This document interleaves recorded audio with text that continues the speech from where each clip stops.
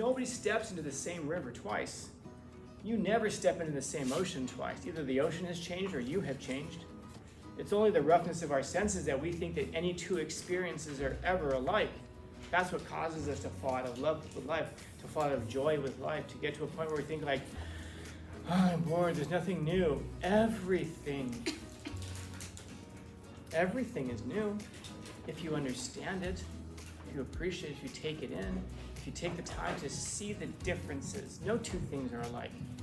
Even photocopies are different if you pay enough attention.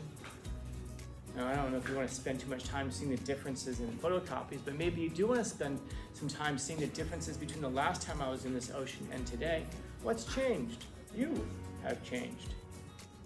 You're different at 18 than you were at 8 than you were at 2.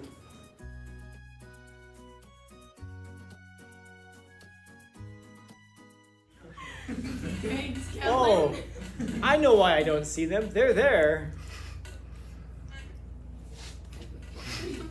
Thanks. So what do you think? You don't get it? I want to say good, but That's good. No, if you don't get it, that's good. If you don't get it, that's very good. If you do get it, cochinos. I feel like a real question we should ask is, what is the darkest part of joy? Yeah. So that's another way of asking the question. Then. So what is the darkest part of joy? Because the first part, life is a tragedy full of joy. I mean, you look at the guy. Obviously, he sees life as being tragic. Yeah. And is life tragic? Well, of course it is. Of course it is.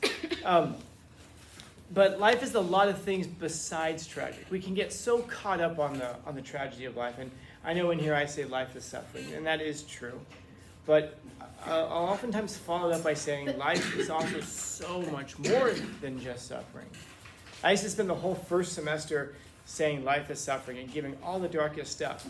And then second semester saying that life is so much more and giving a whole bunch of optimistic stuff. I try to mix it up now because some people don't make it the second semester, you know? So I'd hate for them to go off into Learning Center or the rest of the world with nothing except for life is suffering. But yeah, life is tragic. But what's tragic about life? By the way, the better life is, the more tragic it is. It's like love. The more pure and powerful love is, the more tragic it is as well. Yeah, you forget about even Romeo and Juliet, but think about your own life. Imagine if you were to fall in love today with the one, and every day of your life you truly did, not just as a cliche, but you loved them more and more every day, more than the last day. So now, fast forward, you're with them for the rest of your life. For the rest of your life, or the rest of their life, whichever one comes first. You follow? Because no love ends well. Love always ends tragically. Even if things work out and you're with the person for the next 70 years, one of you is going to die before the other. And then you're going to have to carry out the rest of your existence without that one person who made your life so complete and beautiful. Anyway, questions, comments, concerns, complaints, criticisms, critiques? Yeah. Die at the same time? That's terrible. You have to watch the person you love die. Or the love ends, and then you hate that person. It's so weird how love can take you from these extremes. What were you going to say? Nothing? It could also be a tragedy when you can't experience anything other than the partner you have. Yeah. And there's a tragedy. Maybe you can't experience anything other than the partner that you have. What if there was someone better out there? Oh, here's what's worse than falling in love for the rest of your life. Not falling in love with the rest of your life. You know? Yeah, so here's the question. What's the alternative? No, we accept it. Oh my God, no, don't kill yourself. No, what's the alternative? So we accept that tragedy because it's just tragic, pure and simple. But there is something more tragic than falling in love, which is to not fall in love. And then here's a real mind screw for you. It won't answer this today, but you can think about this one. Which is more tragic, to never fall in love or to never have someone fall in love with you? Because you can fall in love with somebody and you can have lots of love and lots of emotions in your life, but never have it reciprocated back to you. Maybe you wake up and you say, that's okay, because life life can be beautiful even if you're never loved back, as long as you love. Maybe it's which is more important, to love or to be loved? Ideally, yes. So fine, whatever. Life is tragic. But it's also so much, oh, by the way, it's also over way too soon. As tragic as life is, as painful as life is, as full of suffering as life is, it's still over way too soon. Because there's so much to do. There's so much to experience.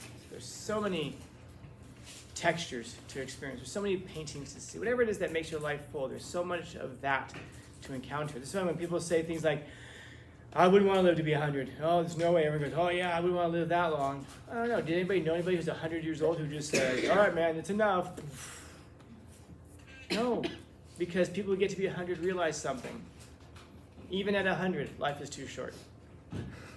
Even at 90, life is too short. Even with all of the pains and aches, yeah. Even with all of that, it is better to live than to not live. So yeah, life is tragic. But why is life tragic? Because of the incredible amount of joy that can be encountered in it. Because who wants to walk away from joy? Anybody ever at like the best party in the world, or the best family function in the world, or the best game in the world, or whatever, best concert in the world, and right as its peak, you're like, all right, time to go, and you really want to leave? You're like, oh, I have to go. Imagine if you have a job. Oh, I gotta go to work. I don't want to go. And then you've always got that person called in sick. Oh, no, I can't. I don't want to go. That's what life is like if you're enjoying it, if you're loving it, if you're finding ways. I mean, if you really encounter the joy that you're encountering. In other words, if you really internalize the joy, you let yourself feel the joy that you can actually encounter on a daily basis, and you realize how much joy there really is in the world, man. It's everywhere if you're looking for it.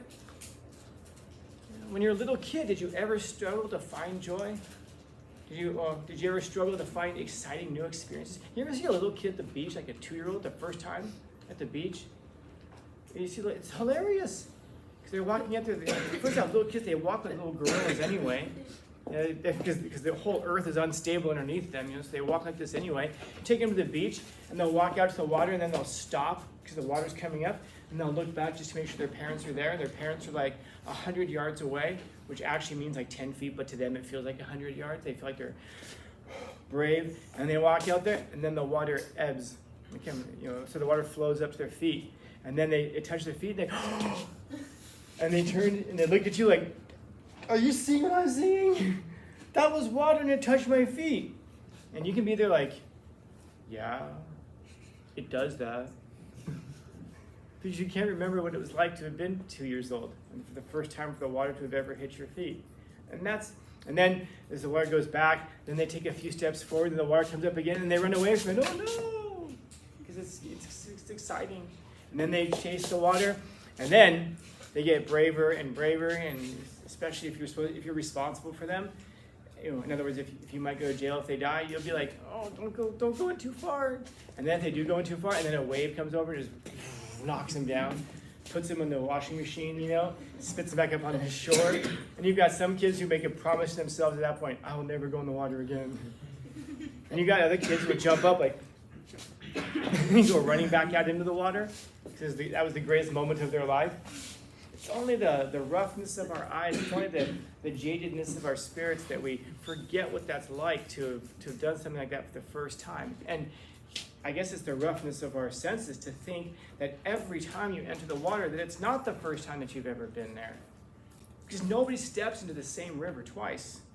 You never step into the same ocean twice. Either the ocean has changed or you have changed.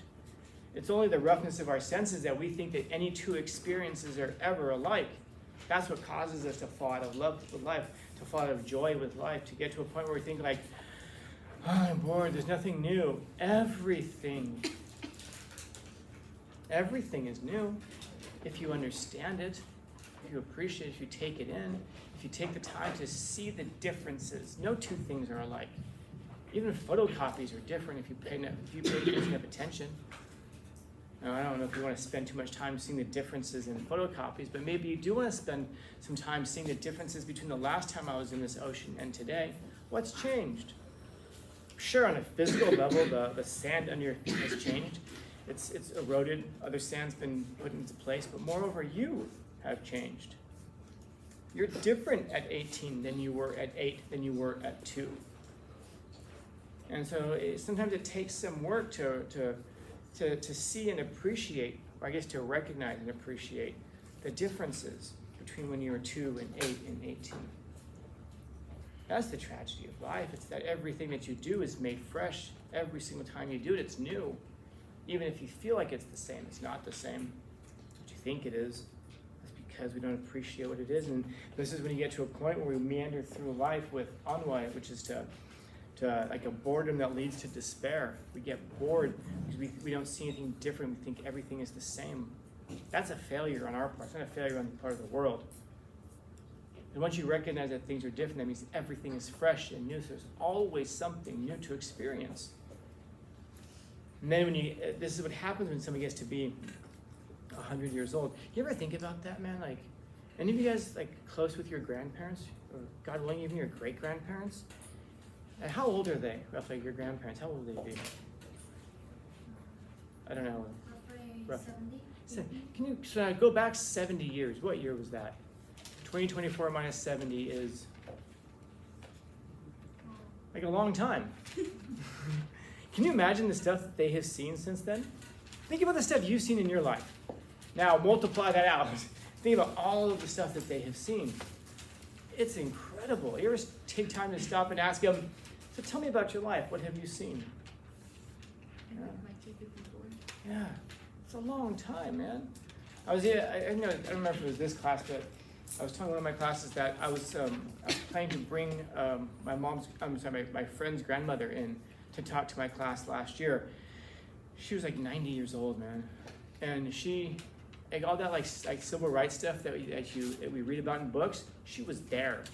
She marched with Martin Luther King Jr. She marched with Malcolm X.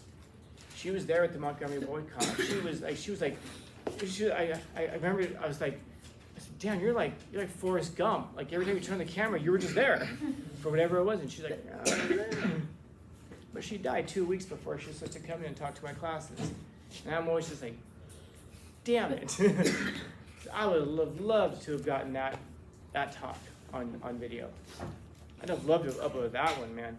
Because I'm only thinking like, crap, imagine what she had seen. I didn't even talk to her a bunch about what she had seen because it was more like, I want to do it in front of class. I want it to be like the first time I've ever heard these things from her, you know? Then what happens? You missed it. That's tragic. But for some people, the joy is the darkest part because the joy is the reminder that, shoot, man, this is going to end sometime. You can be a pessimist and see it that way. And just think, oh, well, I'm gonna, the good times are going to end. What was it somebody in my second period class today said? Someone said, when you're going through a difficult time, sometimes you have to remind yourself, this too shall pass. And we're always like, yeah, this will end. And he said, but the truth is that even when you're in the middle of a good time and you're happy, maybe remind yourself, this is going to end too. I'm like, frick. Damn it. So what do?